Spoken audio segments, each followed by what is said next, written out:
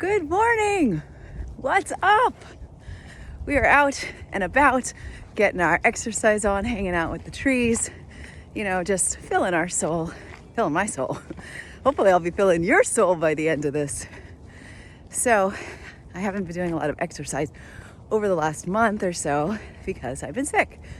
So if I'm sounding a little heavier breathing, you'll understand why.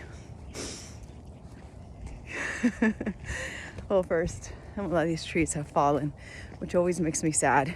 My fiance, John, he laughs at me because I've been known to stop at a tree and tell him did a great job and thanked him for being and giving back. And then I cry.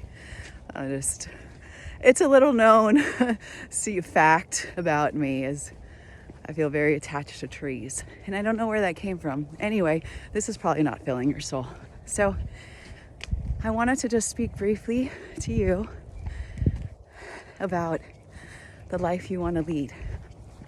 That, from the time we're young kids, we often dream about what life will look like. And after some time, we might notice that it doesn't look like that, because the people in our lives, our adults, our parents, our teachers, our community leaders, they have ideas of what their life is going to look like, what they want it to look like. And so everybody's steering their own ship. Everyone's trying to do what feels right for them, get what they need, make themselves feel good. And we all kind of fall through the cracks, and we learn these lessons that the things that we want or the ways that we believe or think or act aren't right. And so we learn to not trust ourselves and our own voices.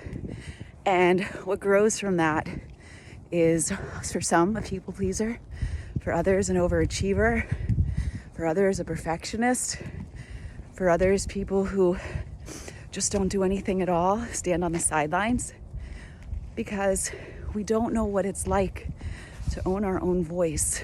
We don't know what it's like to stand confidently in our voice, claiming our needs, standing up for what we want, following through, thinking we're good enough to get it, because often those messages would come as, you're not enough, because we're trying to exert our own life, our own beliefs, and then they get shut down, not purposely or intentionally, but again, because everyone's trying to do their own thing to make themselves feel good and survive in this world. So what would it look like to be able to reconnect back to who you are, to that voice, to allow it to come out again? All of your beliefs, all of who you really are, all of the things that you love. It took me years, but I've done it, which is why I just shared with you about the tree. And I want to help you.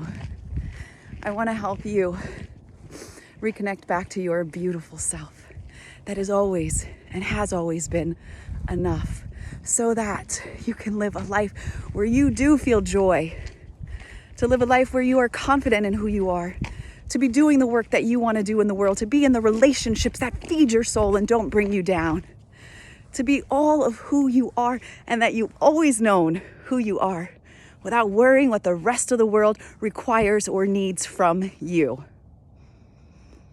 Are you ready?